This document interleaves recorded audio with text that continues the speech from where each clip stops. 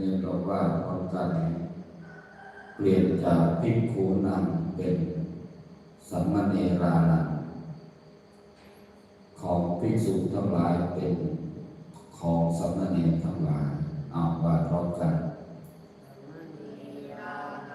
สิกขาสาชีวะสัมมาปัฏฐาเอาอีกรอบหนึ่งสัมมเนรานังสิกขาสาชีวะสัมมาปัฏฐาอีกครั้งหนึ่งดังๆสัมมเนรานังสิกขาสาชีวะสัมมาปัฏฐาธัมโมพระมจริยังอิมาสเก